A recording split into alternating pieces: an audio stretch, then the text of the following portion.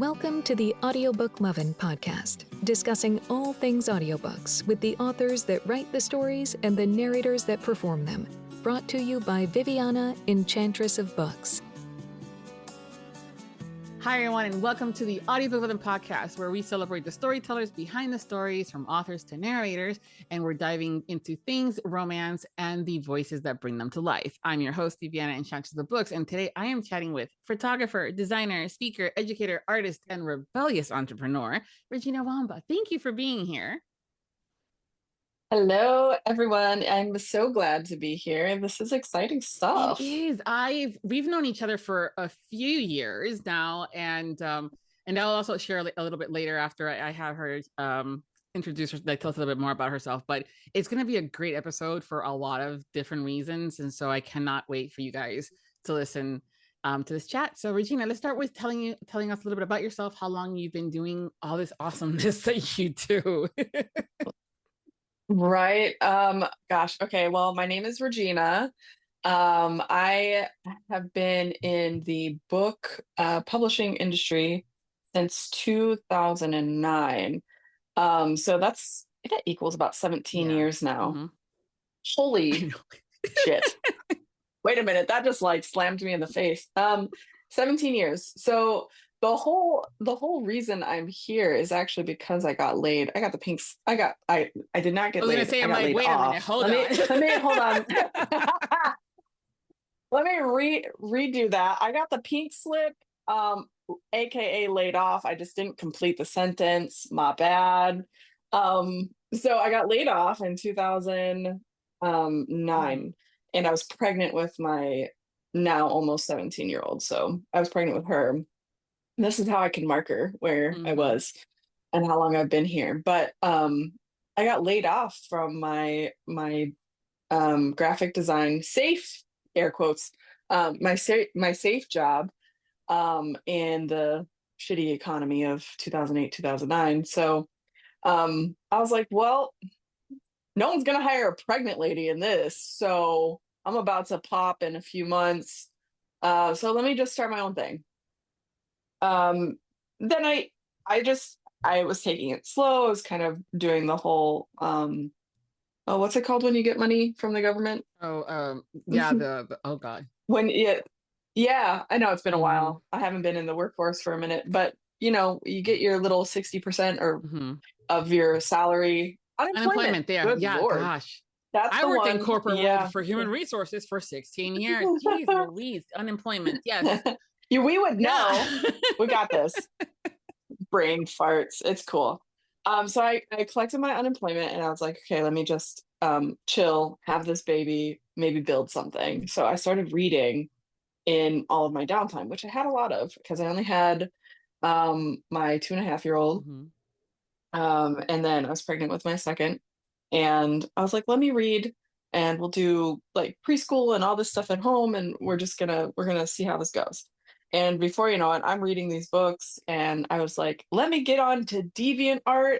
I'm just going to make digital art based off what I'm reading. And then I'm going on Goodreads. I'm joining chats and forums and talking about books and sharing my art around the books that I was just reading. And before you know it, it was like, obviously that time was like, ooh, the self-publishing boom really started to take off. And so people started talking to me and asking questions.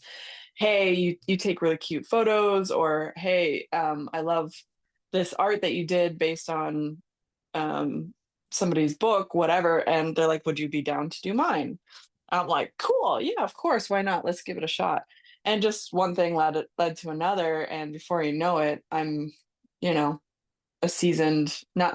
I mean, if we look back, that was definitely not seasoned. That was definitely amateur Regina. But I built something.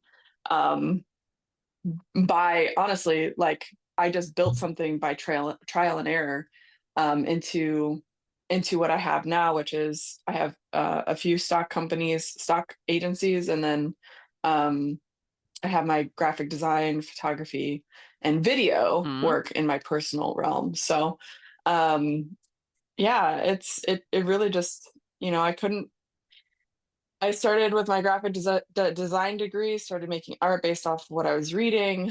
And then pretty soon people started asking me, and then I would like, well, I can't find a photo off DeviantArt that I could use, or it doesn't fit characters, and or stock photos in the stock realm was like really hella cheesy. Yeah.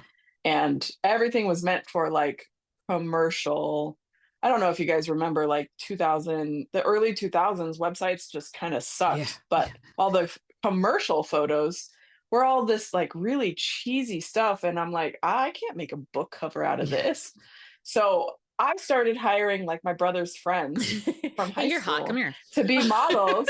Yes. Yeah. I was like, and so actually a funny story, my brother is on The Coincidence of Callie and Caden, which was my first book to go viral and international. I won a bunch of awards. It got translated into how many languages? It was the first publishing deal that I got from into like a one of the big six. It was crazy. Those are always great. I got derailed those there. Are great conversations for Thanksgiving. And then she took photos of me and now I, like and wants my shirt. What is this? And then the fandom. Yeah. Yes. But I mean, but you had you had a degree with graphic design work, and you were doing it with an agency and stuff like that. And I'm a firm believer that you have to have starting somewhere. So even if you don't have that degree, you can start learning and taking classes and learning from YouTube and things like that. 100%, but as long as you're learning and not just copy pasting Pinterest stuff and thinking that you're a graphic designer now. Oh yeah. No. You definitely not. Definitely not. And when you're a graphic designer, you start to understand, like, or at least basic understanding of graphic design foundations. You're going to know that, like, what's on Pinterest, baby, the resolution is not good. So you're not going to be able to get far. And if you do get far, you're going to be like, why did it print so fuzzy and pixelated? And something happened when I made it bigger. Well, things, I can tell you why, but the first reason is you maybe shouldn't be pulling stuff off of Pinterest to put on your book cover. Yeah.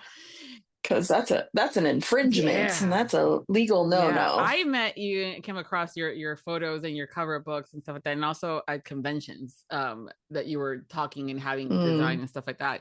And so that's how I met you, kind of thing. Do you remember which one? Oh my goodness! Like, where was I? I did a lot. Well, I know the RT Book Lovers Convention back in the day. The RT Book Lovers Convention. Okay. Oh, okay. Dallas. Yes, that was the one that I went. Yeah. Okay. Yeah, I went. That's when I had my braids. Yeah. Everyone was touching my hair. But I sat in that panel and I was like, I love her. Well, you were it was informative and kind, but also one thing that is a pet peeve of mine is when people tend to placate others in a hopes of being liked and things like that, right? Or providing wrong information in hopes to not be controversial. And I'm like, listen, telling them that they cannot use the book cover for merchandise is not controversial. It's called legalness and copyright. Yeah, and you were very friendly but also very approachable too. And it was one of those things where I was like, started following you, and then you started offering classes and stuff. I'm like going, I want to learn how to do a book cover. Yes. I was one of the first. I was one of the first ones in the first wave of that you started doing with book covers and stuff like that. Likely, it was it that we played party in the Facebook groups because I didn't have like a platform. Yeah. Okay. Yep. You were one of the first. That was baby Regina just riffing off of whatever inspired me. I was like, cool, let's just do this, see what happens. But you've worked with like Jessica Soren, and you worked with the big five publishing houses and indie authors, and now it's just one of those where if people were to go to a Barnes and Nobles or a bookstore, it's like if there's a couple there or a fantasy book, most likely Regina has touched it, or someone was inspired by her work at the same time. And she sent the trend. Right. Yeah. But the thing is, like, the amount of stuff I learned, like, I knew my biggest downfall was finding the right text, and so we all learn stuff. Typography, yeah. And it's just like, no, you cannot use Roman New York Times. or I mean, or there's circumstances, right? But the classes were very informative as well, and I learned so much from branding, and things like that. So I wanted to bring you here to have conversations, because right now what's going on in the book world, which is, it's great that we're expanding, and the access to books has continued, aside from the political situations that are going on. People have way more access to things, but also access to the authors and the narrators and the publishing world. And now everything seems to be like, I too can do the inserts title, either graphic design work, social media graphics, or merchandise. And people lately have been doing and creating merchandise off of book covers, and they have not asked the copyright owners permission to do that. And so I wanted to talk about copyrights and people, and understanding like what the different levels are, because people think, well, the author said I could do it. She gave me permission. I'm like, yeah, but the photographer might own copyrights too, or the publishing house. Right. So if you can kind of tell us a little bit about what does that work for you as a photographer and a graphic designer that has worked with a bunch of different, aspects in this world. Right. So, I mean, let's, I think people get really like, just overwhelmed by the thought of like, what is copyright? Who owns the copyright? I don't know. Like people are just like, the legal jargon can kind of just turn people off, and they're like, I don't want to deal with it, which is fine. I'm a creative, legal. I'm not a lawyer, but I do understand, basic rights of who owns this thing. So like, I want to kind of break it down into an analogy or something. So, okay, we'll put this out here. I got trash day tomorrow. So let me put my trash can outside, but I need another trash can. So I'm going to go to my neighbor's down the street. I'm going to grab his trash can and put it in my front yard and use it. I can grab his trash can and use it. My neighbor said, like, just go grab, Jeff's trash can down there and use it. But Jeff didn't give me permission to use his trash can. So I've now violated his copyright because I used his trash can without his permission. So the thing is, if it's not yours and you don't know where it came from, you can't use it. It's very simple. It really is. So in the sense that like, hey, I love this photo, or I love this artwork, or whatever, you can't just take it because it's on the internet. You can't just take it because the trash can is out, right? You actually have to go and knock on the door and be like, hey, is this your trash can? Can I borrow it? Can I pay you to borrow it for a trash day? Because I got a duty for this trash can, whatever. I've got a purpose that I need. So it's a service. It's a transactional thing that needs to happen. You have to get permission. I need to go and if I find a piece of artwork on Pinterest and I want to use it in a book cover, the author doesn't have permission because she didn't create it. It's not legally hers or his. So you got to go and do the research of who created this artwork. Sometimes it's attached on Pinterest, but I've had multiple of my images go viral, and they got trashed by Pinterest users. And I've had to go and do like cease and desist letters. Like, you can't use that image, all because it was on Pinterest. They took out my watermark. I mean, all kinds of stuff. And they were using on Wattpad and a couple on Amazon. And so it's like, you got to find out who created the image or the artwork, and then go approach them with a letter like, hey, I really love your artwork. Would it be licensable? I would like to use it on a book cover, or in a marketing campaign, or whatever. If it's not yours, you can't use it. Period. Yeah. And if you want to use it, you find your permission, and then you're going to pay for it. Yeah. Yeah. It's very basic. And I have sat there as I'm doom scrolling, and I'm like, what the fuck?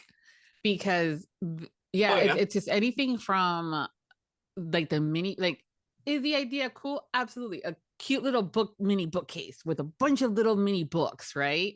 It's adorable. I love it. Or like with Christmas that just passed, I saw them like stack of books as ornaments, and there's them going, you're not the owner of that copyright. You're not the author. That was a publishing house 500, Right. you know, big five things. And I'm like, oh, I know the photographer. That ain't yours. And they're making money off of work that's not theirs. And a lot of times people tend to use that, well, I didn't know. And I'm like, Google is your friend. Before you do anything for money or start a business, you need to do the very basic minimum of doing some research and learning. And then finding out. But also when you have so many people telling you in the comments, don't block them. I'm just saying.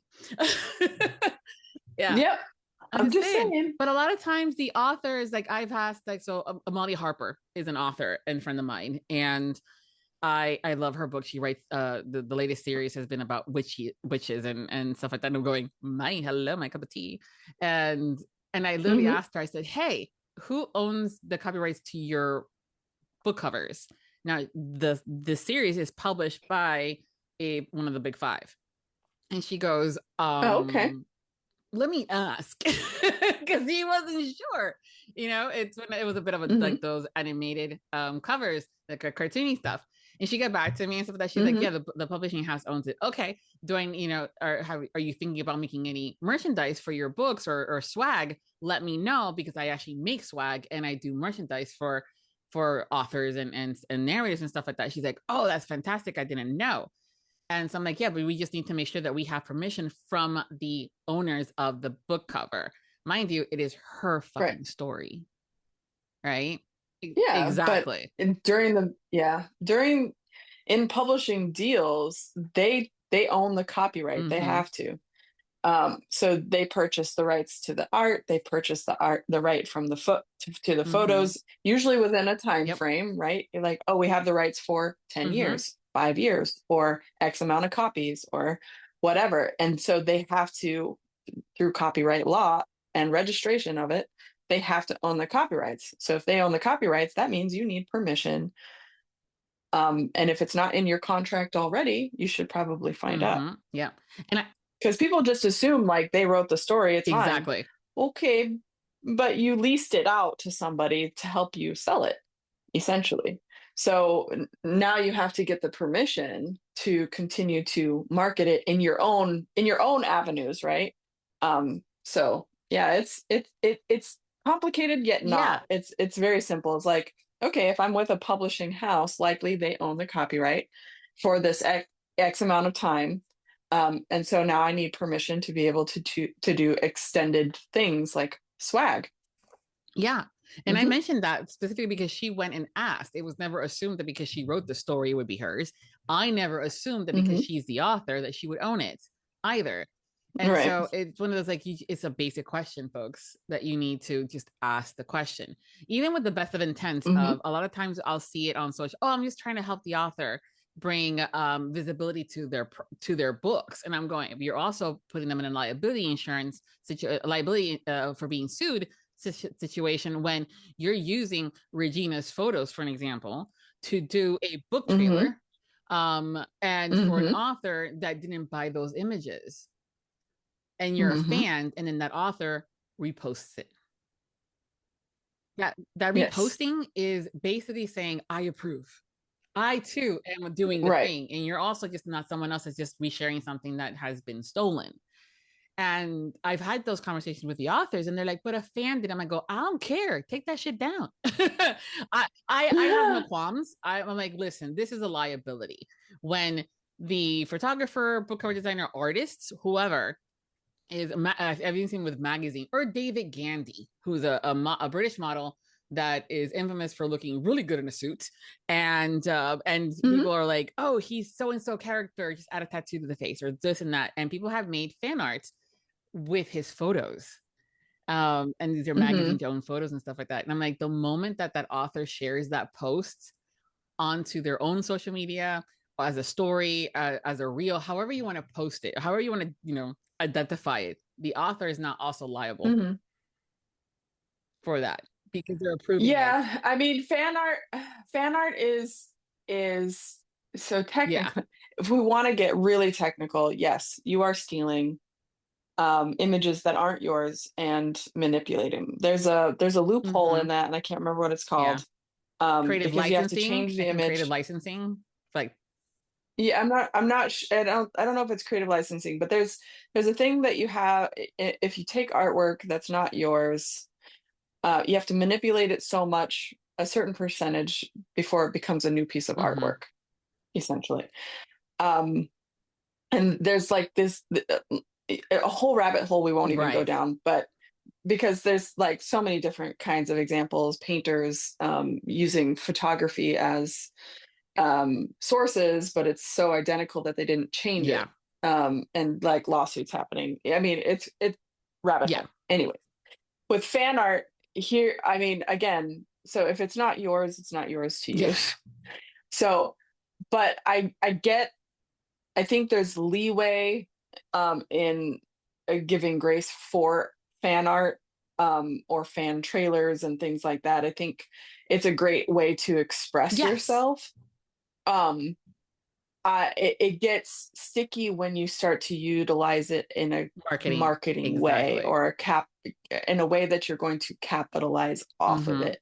So when, these fan trailers are made, a lot of times, our audiences like them so much they become a thing, like, oh, let me pay you to make this. And then they're not licensing the right audio, like music rights, things like that. And so it starts to get sticky when you're paid for it. And then you're taking images that you don't own and utilizing them in a way that you've made money. And now the author or the client is going to utilize it to make money.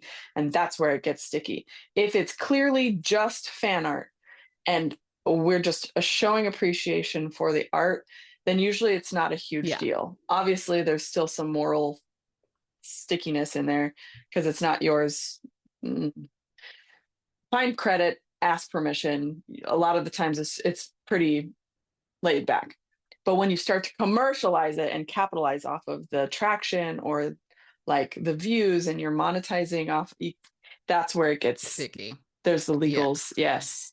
And it's okay to say, oh my God, David Gandy. I don't want people to be afraid. Yeah, and like David Gandy is exactly what I envisioned this character to look like. That's okay to do. Show the David Gandy photo of him and his speedy whiteys, in the aisles or in the islands or whatever.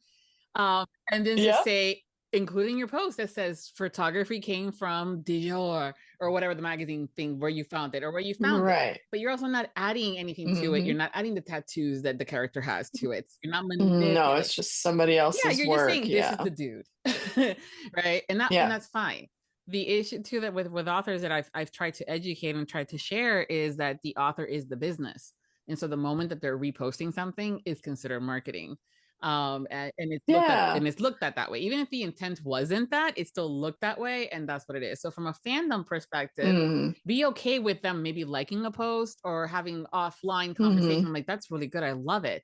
And don't feel bad if they don't repost it, because that's a liability from that perspective. Right. But yeah, especially in the way of like, because a lot of the times these book trailers and things have like the name of the book, maybe a link to Amazon, and that's where the capitalization comes in, and that's where it gets really sticky, because I'm like, now you're making money off of it, or the goal is to make money off of it, right? And this is why, like, when you add links on Instagram or Pinterest or whatever, it's now become a money-making tactic.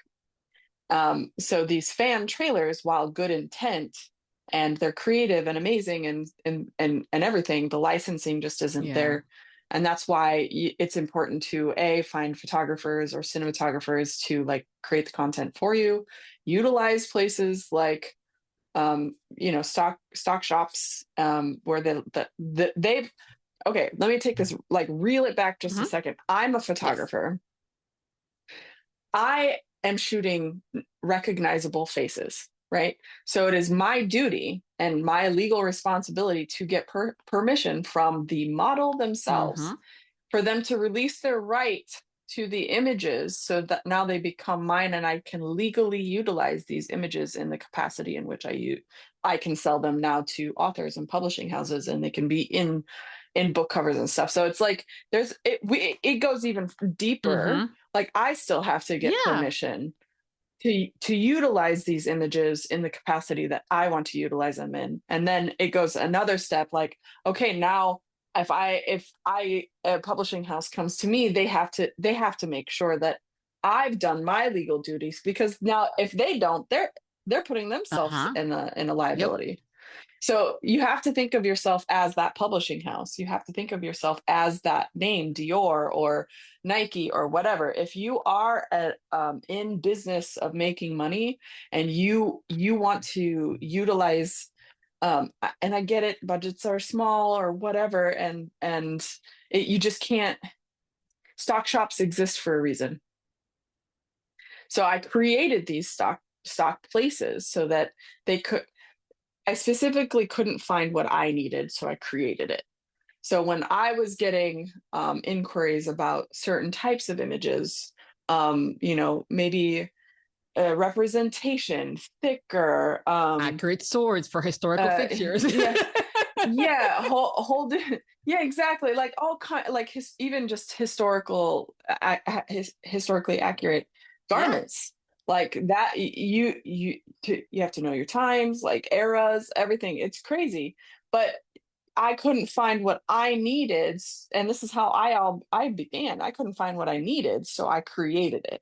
And so now, with my small little places, you can find more creative video. You can find creative flat lay stuff and emotive portrait, like couples stock images for books that are licensable.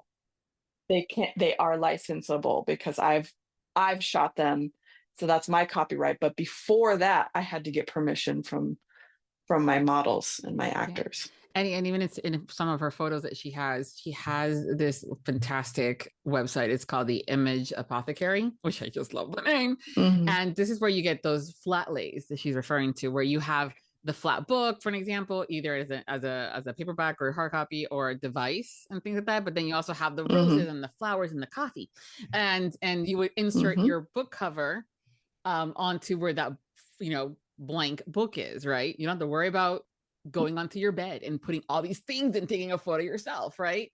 And it's one of those where I, as the graphic designer and marketing person for authors, and also myself as far as what I do for my socials, I peruse her websites. I purchase the ones that I want, and then I use them. And that is how that process is supposed to work. That's how it's supposed to work. And in the licenses, she says it there that we can use them for, and then there's a list of things and stuff like that, and requirements and things like that. But it's one of those where there's options. There's so many different options. And Correct. So the whole Correct. Wanting to go to, and there's some sites that are free, and I always say they're free, but you're running a risk of someone uploading something that may not be legal. But your prices for the Image Apothecary are phenomenal, and they're extremely high resolution, which is another thing too. I can zoom that baby up into like a poster to put on a convention center if I wanted to. you really could. But I've used it for things like books that I'm listening to or reading and it hasn't been posted, so like ALCs and ARCs of like what I'm listening to now. I've used these images for my clients who hire me. So I'm now responsible. So Regina's responsible for getting the models and all those copyrights from the models and stuff like that. I'm now responsible for getting things from Regina, but now I've been hired by a client, an author, or a narrator, or a publishing house, or whoever has hired me to make marketing graphics using her stuff, for an example, if I wanted to, or other stock imaging sites. So now I'm the one that's responsible for making sure I have the right licenses. So there's all these little caveats. And we have a lot of people that are entering the industry that are, oh my God, I love authors and I want to help them thrive and succeed. So I'm going to be a PA, which is a personal assistant, or a VA, virtual assistant, or I can help them with graphics. And they'll utilize things already on Canva and now they're selling their services, but they're using Pinterest images, or they're using AI stuff when the author is very vocal about being anti-AI. And I'm going, oh no. Well, I mean, here's the thing. I'm trying to give grace because AI is getting really, really good.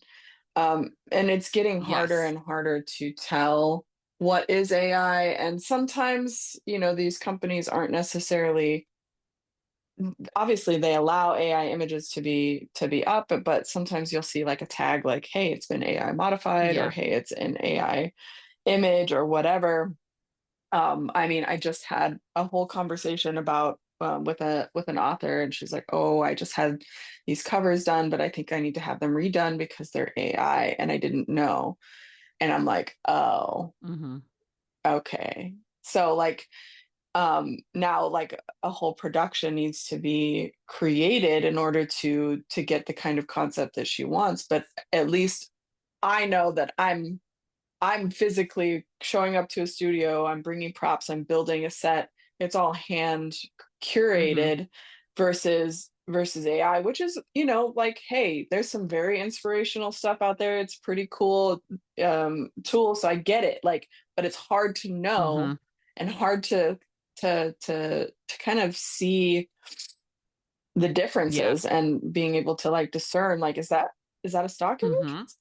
I mean, well, now it's a stock image, but sometimes they don't have the labels. No, they don't. I've seen some of those on like official like Adobe stock imaging sites, and some of the other ones.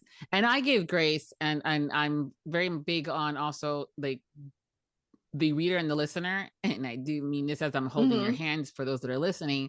You're not a subject matter expert. You're a fan and the listener. Stay in your lane. Don't bust out with, oh my God, that design is AI, or oh my God, the author didn't write this, it was AI, just because they use an M dash. You know what I mean? So just, you can ask privately, saying like, hey, and I've done this. I'm like, hey, listen, just for my own consciousness, and and just making sure, you spoke to the person that created these graphics and you let them know about AI, right? And then, but that's done privately. It's not done blasting it on socials and stuff like that, because it's gotten so freaking good. It's gotten so good in a very, very short amount of time. But it's just, like I said, it's one of those things where the conversations have to be had and you have to ask the questions. But also, if you're providing a service and you're making money off of stuff, you need to do your own due diligence and finding out what you need to do to safeguard your own business. Yeah. I feel like there needs to be a new like intro book, like, hey, so you wanna what do I right, so you want to publish a book, here's what you do and here's what to look for. And and I try, you've taken my courses, so like what kind of teacher I am. I try to put things in digestible, understandable language. Like the trash can analogy, I'm going to pull all kinds of things like that to just break it down so it doesn't become like a technical like word overload. Because all of this stuff, you're basically running what feels like a Fortune 500 company in a one-man bandstand. You're the marketing agency, you're the accounting, you are payroll, you are the creative director, you're the designer, you're like, it just, the list keeps going. You're the you PR still have to clean and your human house. resources. So I know that I'm like, you also like are the cleaner that has to clean the bathrooms. Like you're all of these things, and I get it. It's overwhelming, and the more you know, the more you know, and what you don't know, you don't know. So I try to break things down so that they're digestible and that you're not feel like you can easily quit before you begin. And that's not the hope. The hope is that we want your stories. We want the imagination to keep living, and we need the worlds that are spinning in your head. So, let's do it, and do it as right as possible. And here's my thing is like, we're all going to fuck up. Every one of us, we're going to trip up the stairs. We're going to trip down the stairs. We're going to think that we got it. And then something comes and like pokes us in the ass and be like, you thought you had it. Hold on. So it's really just about education, conversation, and, curiosity. When you have a question, ask. There's so many people. Yeah. There's so many people who will just assume that they know. and then they don't, and they get bit in the butt for it. Yeah, my pet peeve is when I'm again doom scrolling it and they're like making those little miniature book covers and they're selling them, and the listeners and the readers are in the comments being like, "Oh my god, do insert popular trending book now here," and the person that's the owner of that channel or the accountant that's making the products that is then turning around and selling them is like, "Yeah, send me a DM." So the listeners and the readers are also contributing to this problem. But the worst part too is when someone in the comments says, "Hey, did you ask for permission because these are copyrighted books?" Internally, if it's me posted, are you sharing your revenue here? Exactly. But internally I'm also going, because I know sure shit she did not give you fucking permission. Right, exactly. I know some of these authors, or I know who they work for, and I know what the process looks like, and how to get vetted. That's the other thing too. Oh, even, I mean, you would have to get permission from, just look at all the Harry Potter stuff. Yeah. We'll just go back. I bet you anything that Warner Brothers did not give you permission to start making Harry Potter swag and making money off of their brand. Yeah. And the same thing with Disney. I worked for Disney for 16 years in human resources. I know damn sure that they have an entire fucking team. They're out. They're looking. They're actively sitting there, freaking getting paid. I'm going, why didn't I not get that job? Shit. But people tend to kind of go with the, well, I'm not going to get caught because I'm such a small one, right? Those are the first ones they go after. And eventually your luck will run out because you're an easy target. And eventually your luck will run out. And with the best of intentions, it gets in trouble. But also don't double down and ignore when someone is providing you with free freaking advice. Right. That's the thing. Like that guidebook really needs to come into existence because so you wanna write a book, you want to market your book, you want to make money off of your book. Here's the things that need to happen. And XYZ, ABC. This is advice. Like there's so many troopers ahead of you. They've paved the way. The education is here. We're on this podcast also talking about it. I've been on multiple podcasts before. We talk about it there. This education, just do your own research. Don't jump the gun. What's the saying? The horse before the carriage, or there's so many. The tortoise and the hare. Yeah, that one. Slow and steady wins the race. That kind of vibe. Yeah, it's okay to. I get it. We're excited. You want to jump. You want to, but pace yourself. Do it right, and you're gonna find that success finds you. Yeah, and there's so many opportunities. I mean, the amount of authors that are in need of swags to be created for when they go to book conferences or events, or to include in their boxes and stuff like that. The world of being a PA, a personal assistant, that is growing intentionally, and you love this work. As far as a reader goes, I'm like, why not help and see about getting some extra pay to get more books? But the due diligence of doing the research of what does that mean? And I've also been seeing a lot of authors in Facebook groups. There's a couple of groups out there that are where you are able to say, hey, I'm a graphic designer, or I offer so services for authors. And I see authors posting their basically their offer for hey, I'm looking for a PA, and the requirements or what the tasks of responsibilities are graphic design work, so it's branding. And I'm going, wait, you don't want a PA, you want a graphic designer or a marketing director. Right. And so I also kind of wanted to talk about that, is the branding, the importance of branding, and how authors, what is the one tip that you would tell authors that, whoever's listening here, and that includes, and here's the thing too, it's not just authors and narrators. If you want to be an influencer or do book reviews and just kind of want to get things aesthetically pleasing, or just something that represents you and what you're doing, this is also what this looks like. It's called branding. What's one piece of advice that you would offer someone that's thinking, I'm like, hey, I need to figure out branding and I don't know where to start? Well, the first question is, do you even know what branding is? So I think really branding can be such a, again, it's like the legal jargon. You're like, what is branding? What is a brand?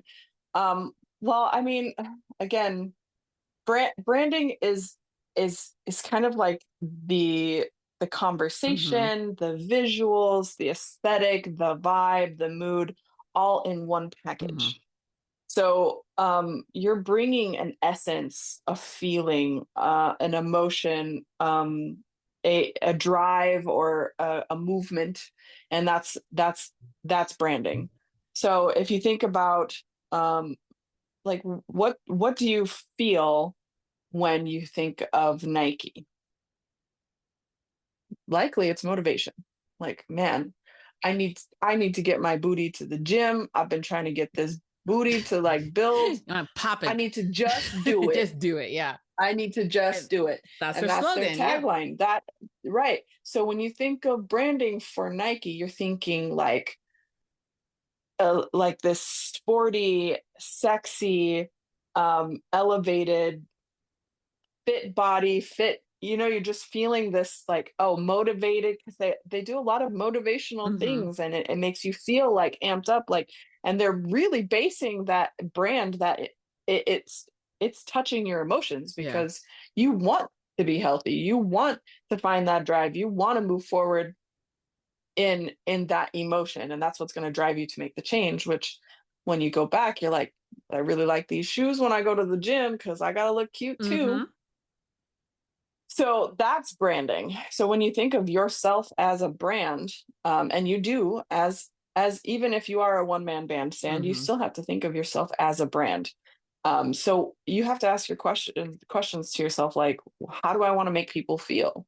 What am I focusing on? How do I look? Am I giving off dark, moody seductress? Am I giving off pink princess, pinkies up tea party? Like, there's so many different elements that can go into making a brand. So it's really just knowing like how you want to show up in the world, how you want to make people feel, and what does that look like in a visual way. And this breaks down, I mean, even in my classes, like I have like something called the mood method, where it kind of breaks those things down. We talk about branding, things like that, just to make it, I mean, this is a very condensed version, but you really just want to know what do you want to look like, and how do you want people to feel when they see you or hear your voice or see your books or see your products or see, you know what I'm saying? Yep. It's the same thing with the logos. When you see the arch, like McDonald's, you see the check mark Nike, you see the CC's Coach. Yes. You see the red bottom, Louis Vuitton. It's recognizable. And it's not, it's the things, I feel like people get really confused by that part, but I'm like, it is a long game. So all those brands that she just mentioned, those are long game. They've been utilizing those things over time, and they became recognizable. Don't think that just because you put a logo together that it's going to be something that's recognized. Nah, baby, you got to share that everywhere. You got to be, and it, not that it can't evolve. Oh, I've changed my logo so many times, not even funny. Right. Exactly. So have I.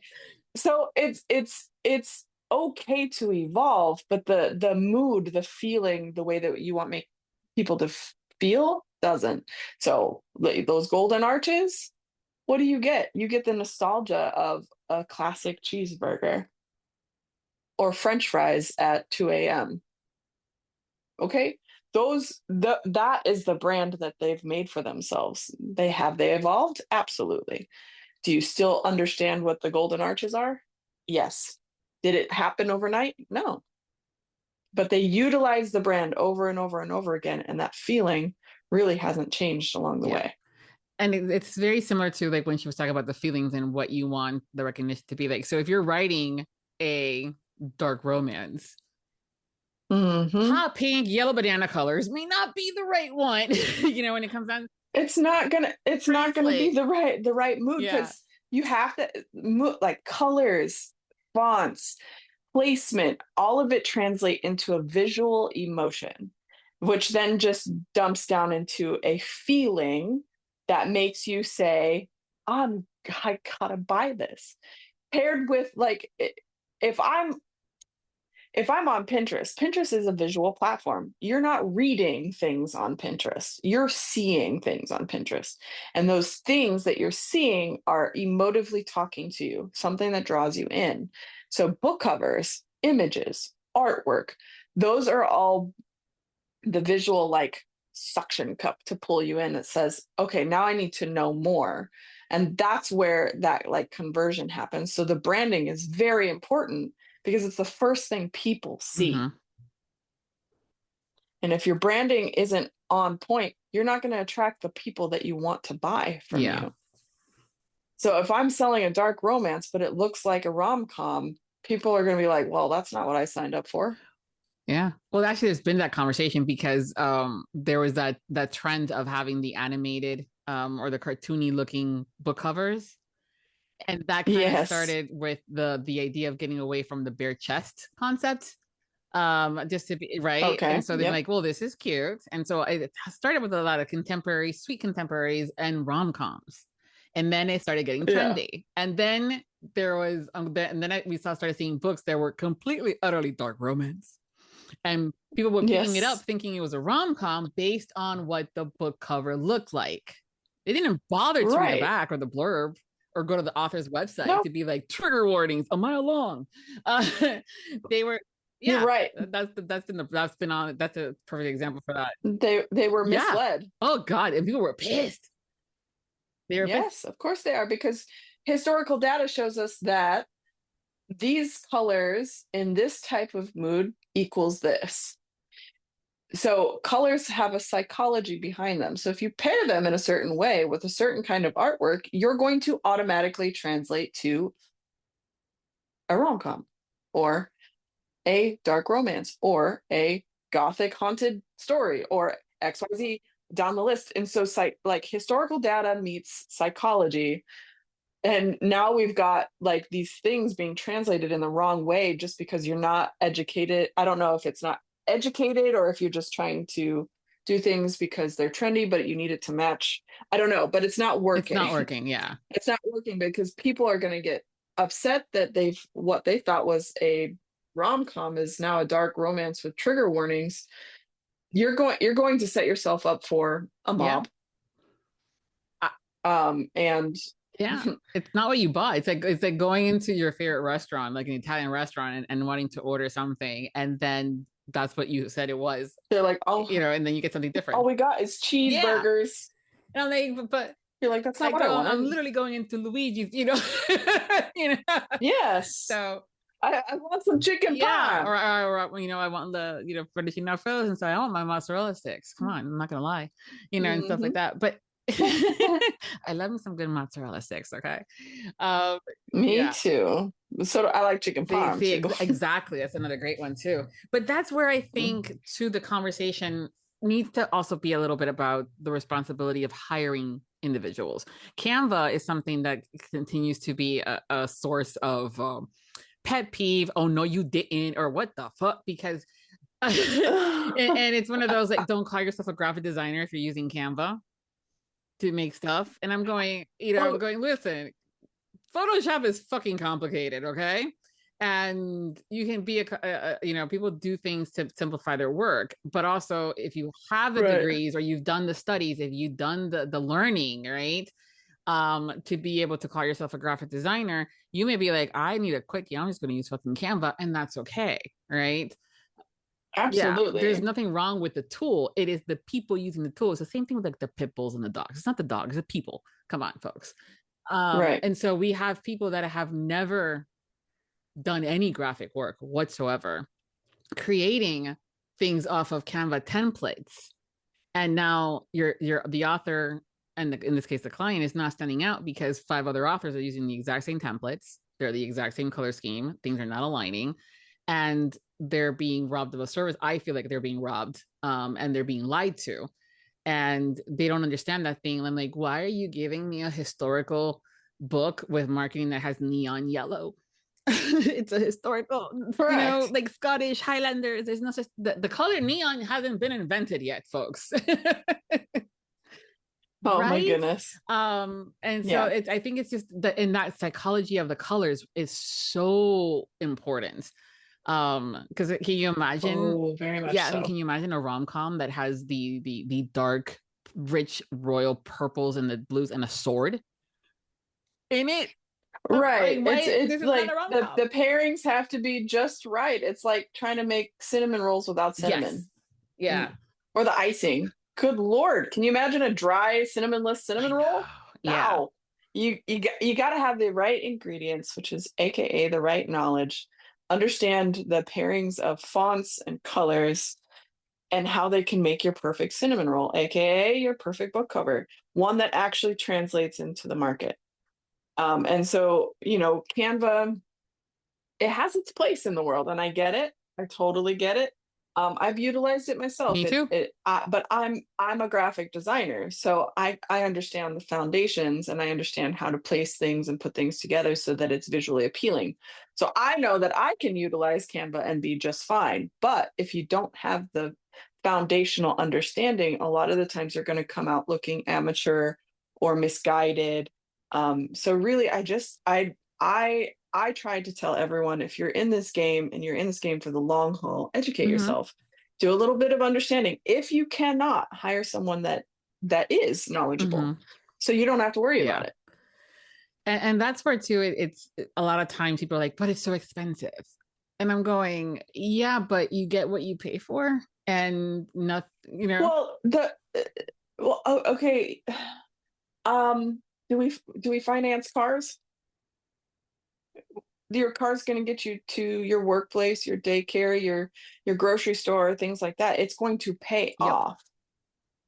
It's going to get you what you need. It's going to get you more money. It's going to, that's the whole point behind something that's, done well, is that your writing, your story paired with the right graphics and the right brand is going to make you money. So yeah, there's an investment up front. I have to put a deposit down when I want to buy a car or a house or whatever. But the point is that it's going to make me more money. And so if you look at it as a loss, you're not thinking forward.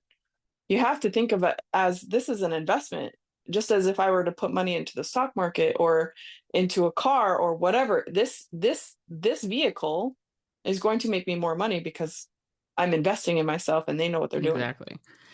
And I think that that's the conversation that also has been happening a lot. And as the reason / excuse / rationale for using like AI for instead of voice actors that are human, or the book covers and some of the marketings and stuff like that. I'm like, yes, cheaper, but the audience has already explained to you and said it very loudly and vocally that listeners don't want virtual voices.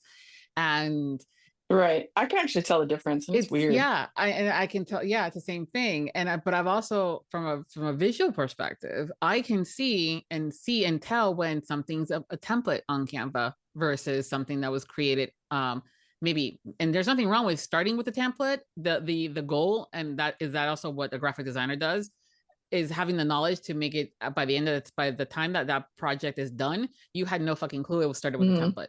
That is the key. Right. Exactly. I actually love getting that email that says from Canva saying, hey, in the X amount of years you've been here, you've never used a template. I'm like, that's right, fuckers. I make my own. Yeah. I'm the template maker. Yeah. But also it's like, you want the client to stand out. I've been told that my prices are too high, for an example, for my things. And I know, right? Yes. Well, I actually went to you a few years ago. That was a conversation I had. I said, hey, listen, I've been in this industry now almost 20 years. Then I think I was around 10 years. And I've taken your classes, which cost money. I've invested in programs. I've done this stuff. My stuff is good. Right. But they're telling me that I'm too expensive. And I think you said, and I was like, and I'm like, and then you're like, you want the clients that understand the value of what you're doing and what you're bringing to the table. And I think that it also is the same thing with the authors and that are writing the stories. You want your readers to understand the quality of the books that you're giving them. And so when people are like, oh my God, but the book is, it's an ebook and it's $14.99 or $20. I'm like, well, because they hired a graphic designer and an editor. I mean, the list goes on of all the things that they may have hired.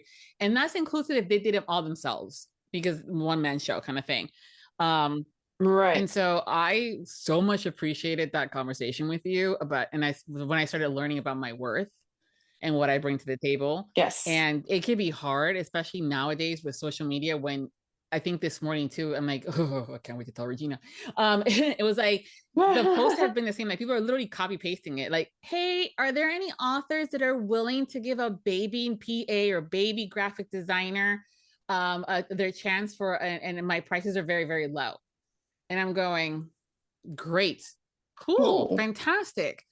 But if you're also a budding artist, rather a budding author, do you want to start also in having to at the same time, or do you want to hire someone that has experience that can help you get to the point where when it comes down to hiring someone, you might be able to give someone that chance? But you already know your branding, you already know what your marketing strategies are, your business is set, and things like that. You do these classes that have evolved in the couple of years that since you started them, not only from the platform you were hosting them, which was great. I loved being able to just go into Facebook and be like, Regina, this text sucks, I can't figure it out. That was my problem, guys. I could get the images and I have the idea, I don't know how to figure it out. But the fonts, so the type text was my biggest issue of finding the right one. I was overthinking it. But a lot of times people do. But it's how you simplified it for me. You didn't give me the jargon. You didn't give me the official text, textbook verbiage. You said, what emotions do you want people to feel when they see this? Yep. And so that was fantastic. Why don't you tell us a little bit about the classes that you're doing if someone wants to get into learning how to do graphic work, or an author that may want to start doing their own freaking book covers? If you want to do it yourself and you have like, I guess a desire for it, because you have to have the desire for it first, right? Otherwise you'll just burn out and you'll be like, I hate this. So you have to have a desire for it, and then, a natural curiosity for it, because it is artwork, but it's also psychology. You have to understand some things. But I do make it easy to understand, and especially like where I think you should start is Photoshop noobs. I teach Photoshop in like the most basic way to actually start making graphics.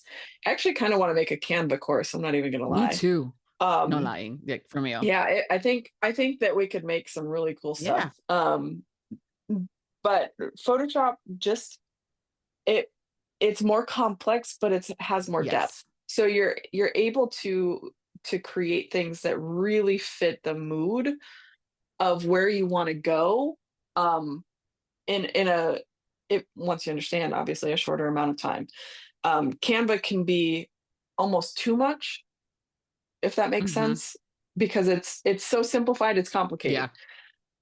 So I don't know if that makes sense. It might not, in my opinion. I feel like maybe it's just because I'm a Photoshop expert at this point. But noobs is where you start. And then I usually pair Photoshop noobs and badassery together. So it's really like you open Photoshop, you start to understand some tools, you actually make something. I'm not one of those people, like I learn when I get my hands dirty. So I'm like, let's dive in, let's make something. So we do very basic like marketing graphics in noobs, and that's actually such a confidence boost. I think most people are like, I just love the fact that I can open Photoshop, understand the basics of what I need to do, and do them. So I can make my graphics or my ads or whatever, and I'm just carrying out the brand, period. And then badassery is a little bit more involved, and that's when we start making book covers. And then I have a whole bunch of specialty classes. It goes from noobs all the way up to a Photoshop addict. That's like expert level. And then I have a bunch of classes that teach you different niches or categories, like dark romance and rom-com and supernatural and mysterious and things like that. So it's definitely worth it. And again, you don't expect to go to her website, like reginawamba.com and have it be like $10, because it's not.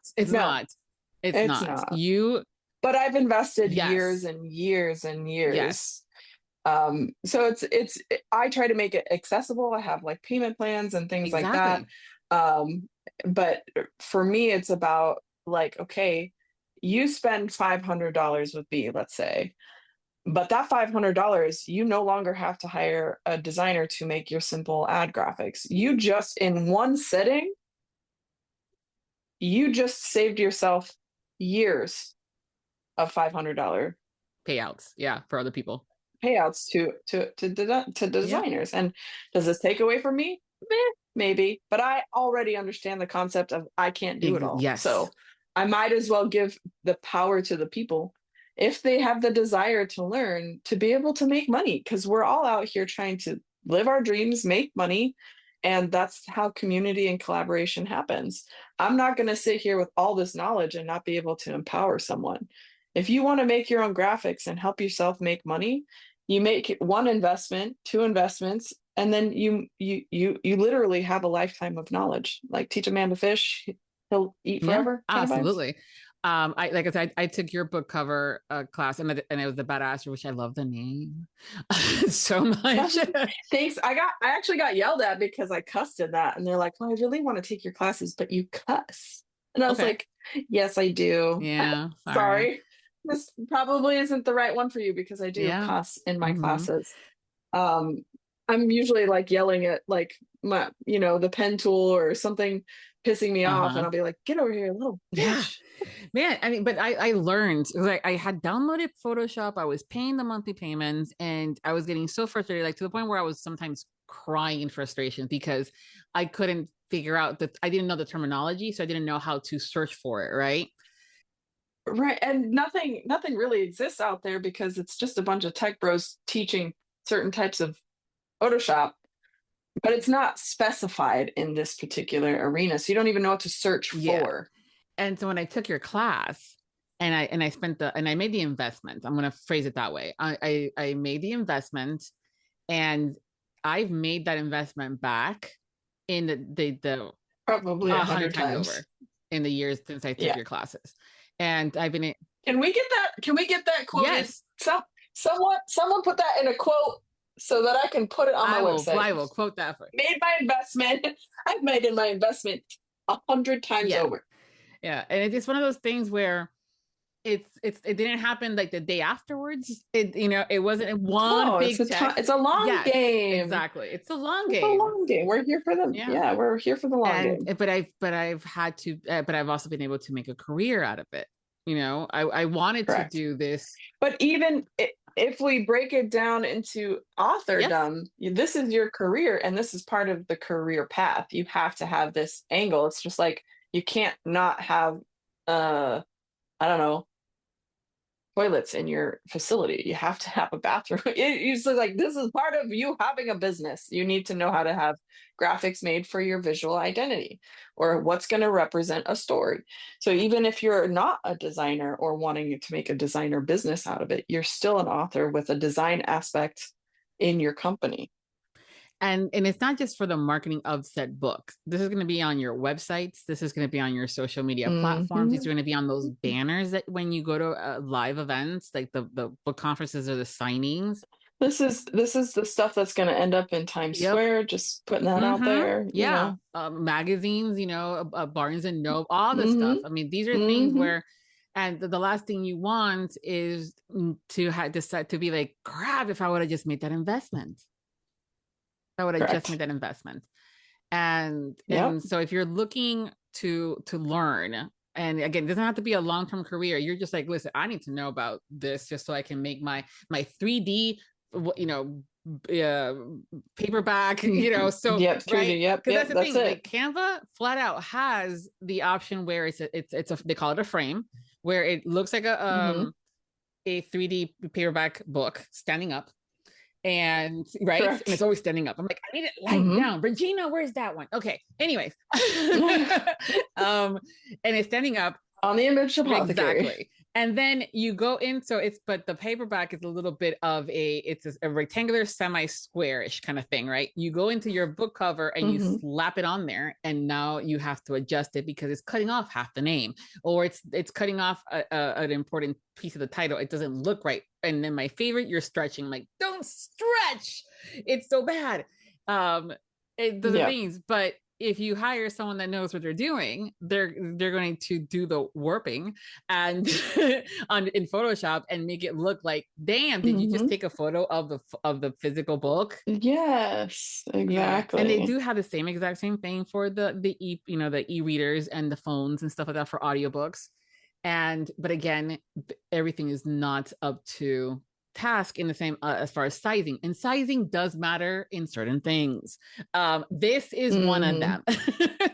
from being high quality, high resolution, so you can pop that graphic onto how that big was that banner? Side of a truck, or an entire wall of a book conference convention. Like I was like, Regina, I have this banner. Yep. I am doing it in high resolutions, and they're fucking telling me it's blurry.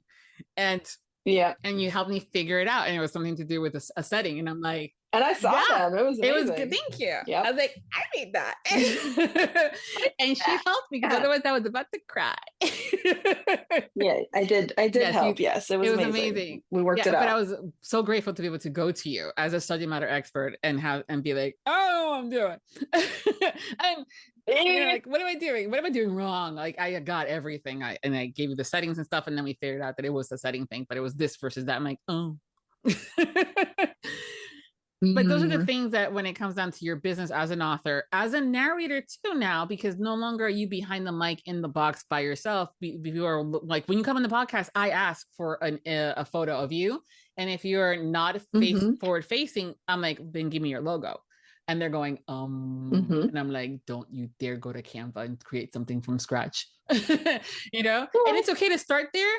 And be like, this is the feel that I like, but then hire someone to give you your own fonts, get the right color scheme, figure it out for you, kind of thing. It's a mood. Remember that we're representing ourselves, you know? And you also want to stand out. If everybody has the exact same type, like, for, again, using narrators as an example, because it is an easy example, for a damn straight fact that there are narrator or voiceover artists if there's a mic in a lips. Right. Yep. Or a mic and some headphones, maybe. Right. Never mind that the mic's actually used for podcasting and not audiobooks. And you're going, wrong mic. But also wrong mic. Right. But also, like, there's 5 other narrators that have the same type of logo, and you're going, how do I know who's who now? How do you stand out? Which is where branding comes into play. And that's also why I wanted to have, you here on the show is to have this dialogue and let people know that there are opportunities out there within reasonable means and worth saving the funds, but are also like a car, there are options for payment plans. It's more about the education and getting people going versus trying to, like, I'm not a gatekeeper. I don't want to hold anything back. I want to make sure that everyone's got what they need. They've got their toolbox. They feel confident. And that there's accessibility, right? And you're able to reach out and be like, oh my God, I can't figure it out. I have one-on-one mentorships. I have, there's no way you're going to be alone. And again, we also have previous students who you can reach out to. So it's a community. And I was just about to say that you've built a fantastic community. I love getting your newsletters.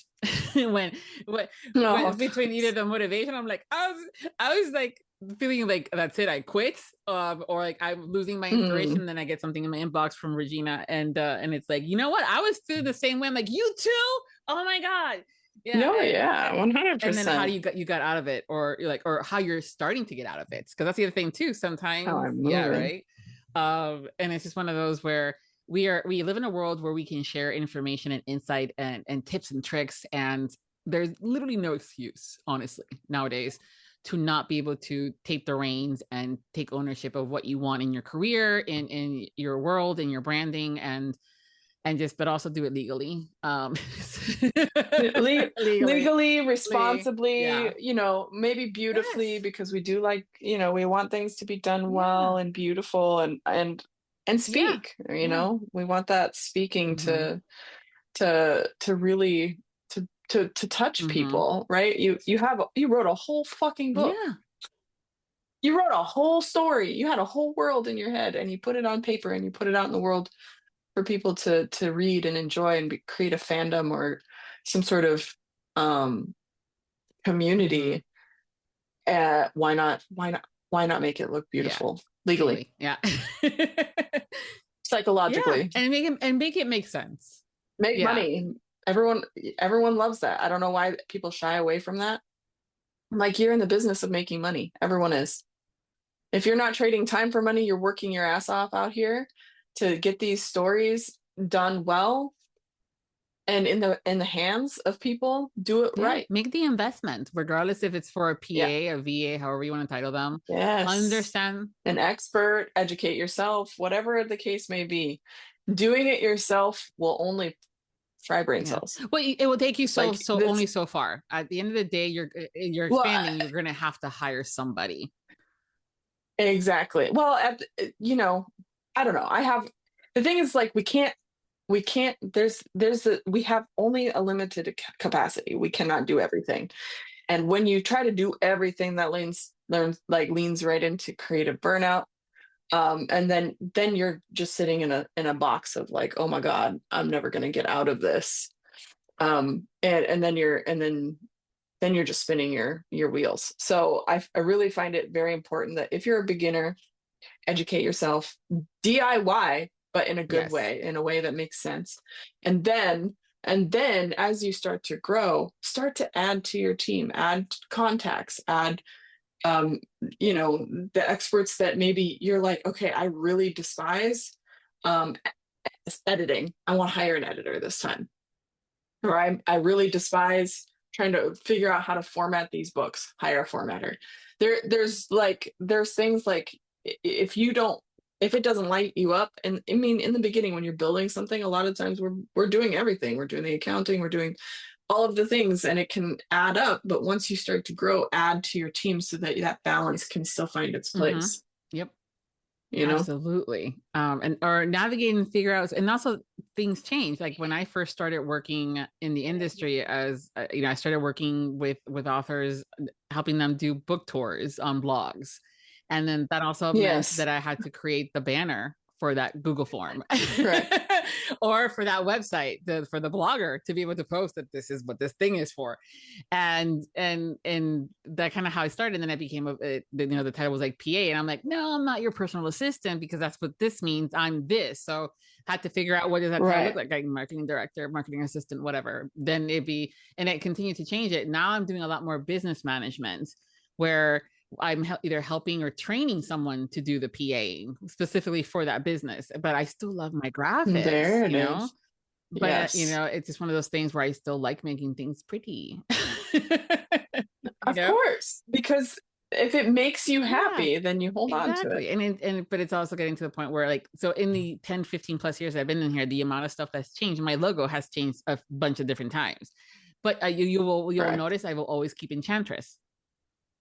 That is my brand. People know me as Enchantress. So whether I'm doing book covers, marketing or business strategies, or doing, like I have now, workshops for narrators, or making herbal teas and magical candles and tarots or whatever, it's that side of things is Enchantress Creations.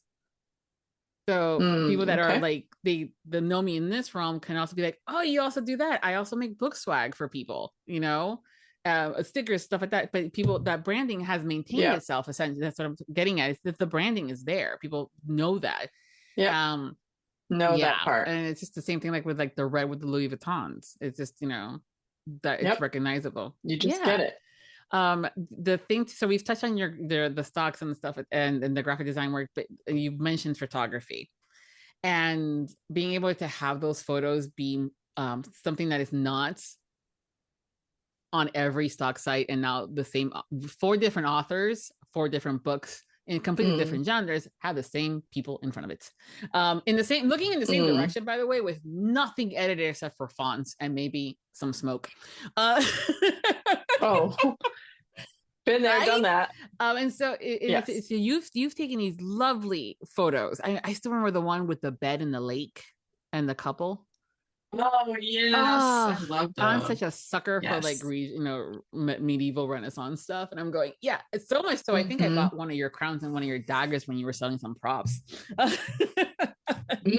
Yes, when I was moving from Minnesota. Yes. And so tell us share with us how can an author, or even someone that wants to get some headshots, what kind of services do you provide from a photography perspective, and also videos for authors, like for trailers and marketing? Correct. Yes. Okay. So I have exclusivebookstock.com. which is rights managed stock photos. So basically, these are more exclusive images. So the image that you purchase is sold once, and similars are removed. So they're a little bit more in the pricier arena, but those are it's just nice to not have to seek out like you don't have to maneuver AI, you don't have to maneuver competing with how many photos are out there in the stock realm, and seeing it over and over again. So that's where exclusive book stock comes in. And then I have the flat lays, so that's theimageapothecary.com, and those are like curated flat lays for the book industry. So we take genres or moods or ideas like Valentine's Day, and then like what kind of romantic Valentine's Day themes can you do, and then we create like small sets for those marketing campaigns. And then I have story socials, which is stock video for like back to the trailers, but for socials, these trailers, things like that, to help amplify views on your socials accounts. But then me personally, I'm often sought out for book cover design, and then of course photography. So I do a lot of custom exclusive photo shoots for if like you cannot find the right characters for this type of book. I'm the one that will literally create the whole production, shoot it, and then you have what you need for your book covers and for your marketing. And then the video edition as well, so that you have stills and moving. It's a full package. Yeah, and that's at reginawamba.com. So and that's kind of the hub for everything. Absolutely. And I mean, the website's also fantastic. So pretty.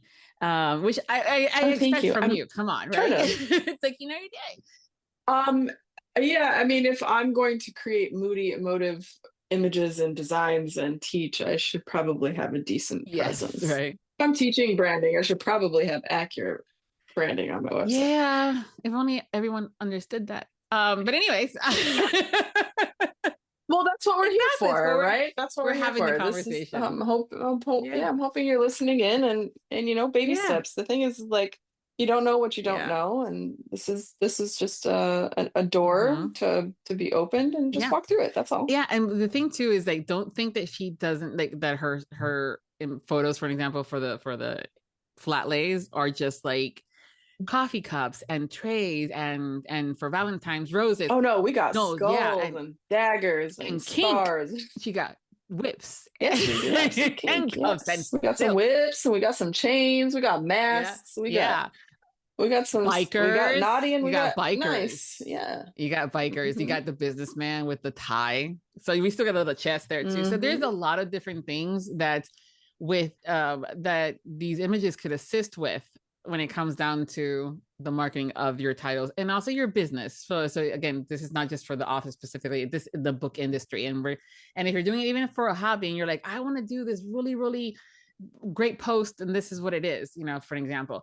But you've also were one of the first photographers I knew of too, working in this industry, that was actively diversifying who the models were, whether they were sizing as far as the heights, body shapes, and people of all different backgrounds, identities and stuff like that. And so I was like, because that is a plus size girl who looks fucking sexy. Damn it. If I play for the same team. Versus my favorite, like, she's a plus size. She's a size 8. Shut the fuck up. Kind of thing. Size 8 is not size.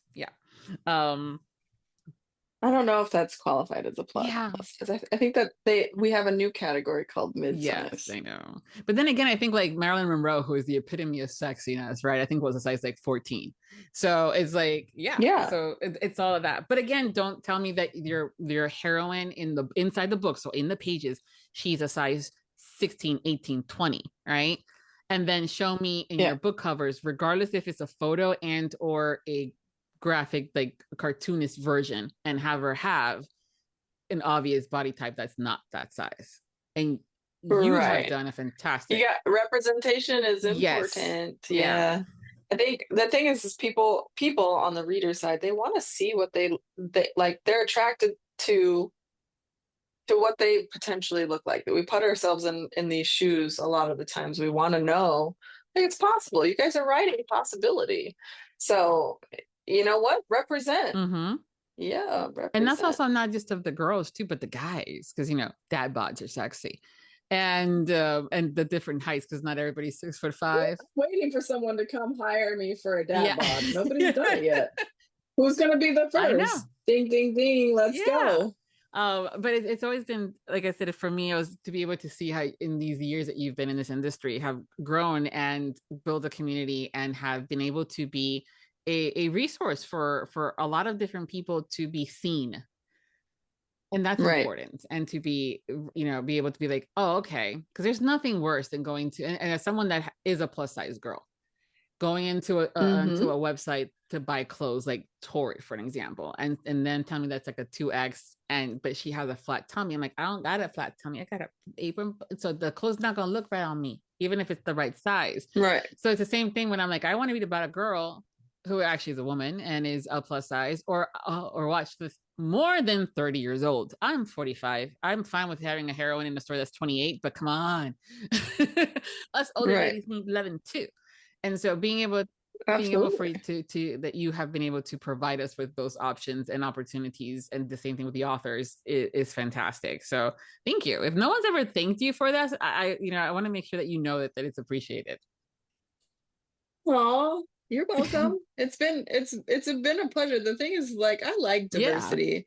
Yeah. I like to diversify. I like to share stories. I like to take beautiful things. And that beauty is, in my opinion, non-discriminatory. So you go full spectrum. And you're also beauty is. And you're also allowing the authors not to settle. If their characters are a biracial couple, or there are, African Americans, or they're Latinos, or they're plus sizes, or she's taller than he is, kind of thing, you will find a way to make it happen visually. You know what? If you give me the opportunity, I'm gonna find a way. 100%. So there's always the whole like, oh, I couldn't find someone. I'm like, did you check with Regina? Yeah, just email me. Them. Yeah, email Regina. She'll reply. Because that's great.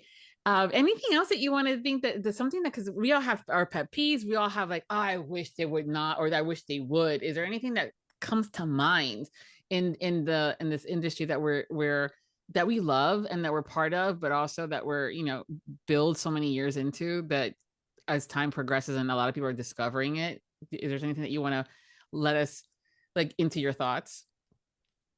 Kind of vague, I'm sorry, but pet peeves really, I'm all about, for me, I'm all about positivity. And we're here to lift each other up. And to be honest, like, I've been in the industry 17 years. I don't really get involved with drama. I like positivity. I want to see everyone win. I really do. So in my world, pet peeve is like, treat others the way you want to be treated. Lead with kindness, because the person next to you is just as worthy of having success. And in this world, readers are reading. They're not just reading one person. They're reading your neighbor. They're reading your quote unquote, quote, end quote, your competition. So for me, it's this is a collaborative arena. Stay positive, lift people up, educate, be there for the community. And then also try not to do your own covers without some education. Yeah. And don't steal. Yeah. Very basic. Yeah. And that's the other thing that's when I look at it, and, when I think about pet peeves, it's those things, like, don't steal, ask the questions, ask for help, learn.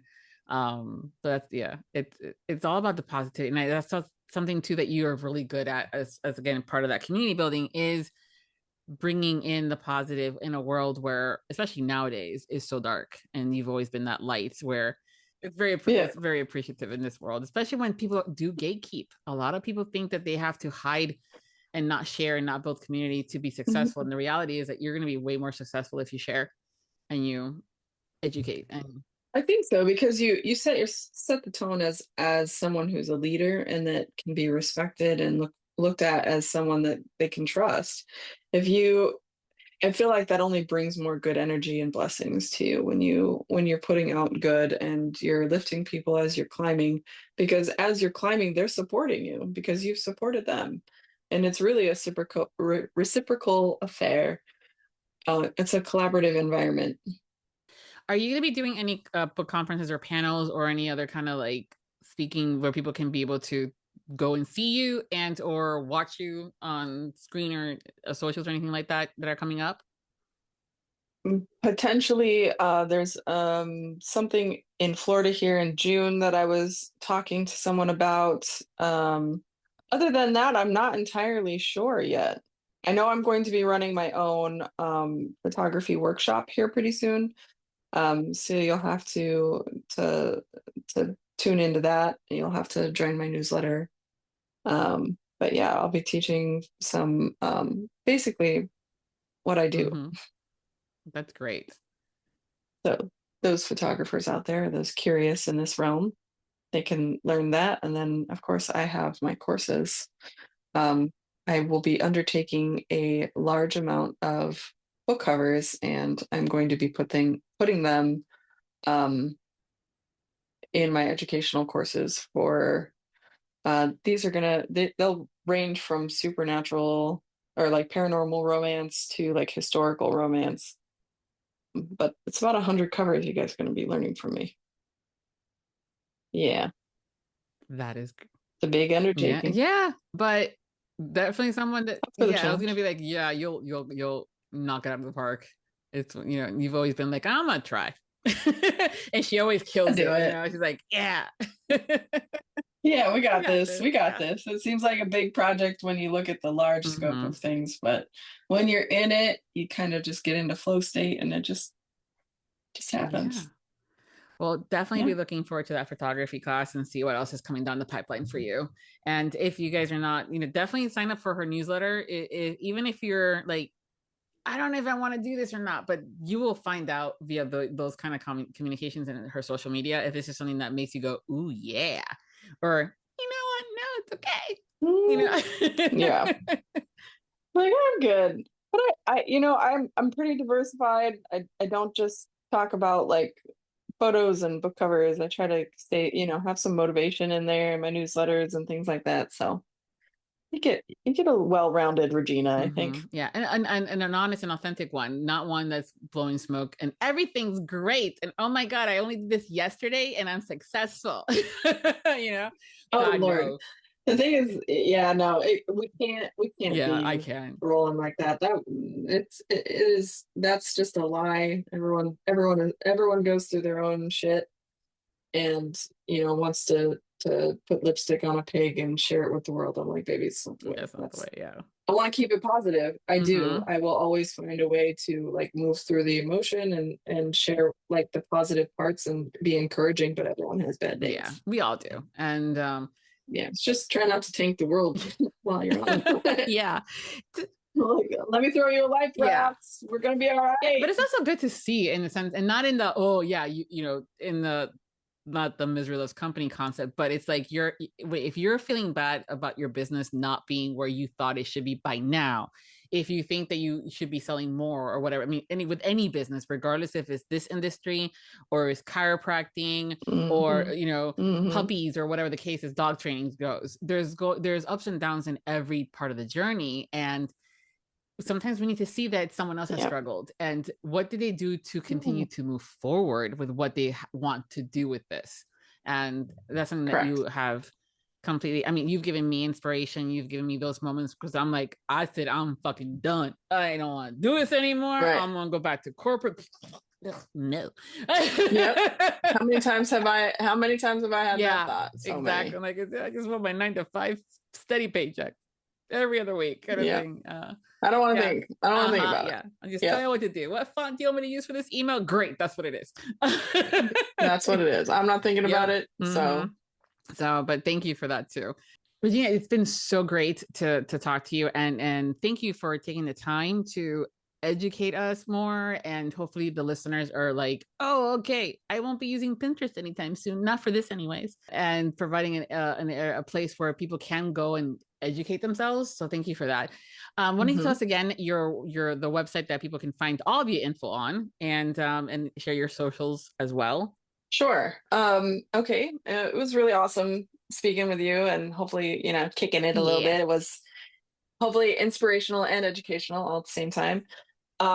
You can find my stuff at reginawamba.com. So REGINAWA, M as in Mary, B as in boy, A.com. And that should give you a list of like the flat lays, the stock video, my exclusives.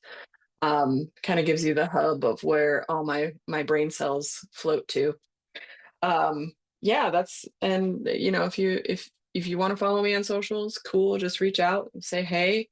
Everything you can find under Regina Wamba. If you Google me, you'll find me. Perfect. In all the places. Perfect. I will also include all those links in the show notes over at Viviana Enchantress the books. But in case you don't head over there, I wanted to make sure that you guys figured out where to find her. Because now you know, and there's no excuse. Now you know. But thank you again for being a guest and being here on this podcast. And until next time, everybody, thank you and happy listenings. Thank you to all of our Audiobook Lovin Podcast Patreon. The Audiobook Lovin Podcast has special Patreon access levels. Join today to receive benefits including early access to episodes, shout-outs, special exclusive content, and much more. Support the podcast by becoming a Patreon at www.patreon.com/audiobookloving. We thank you for your support. Thank you for joining us on the Audiobook Lovin Podcast, hosted by Viviana, Enchantress of Books. For links and more information discussed in today's episode, previous podcasts, or the Audiobook Lovin series, please visit our website, vivianaenchantressofbooks.com. If you enjoyed today's episode, please leave a positive review wherever you listen to our podcast. Until next time, happy listening.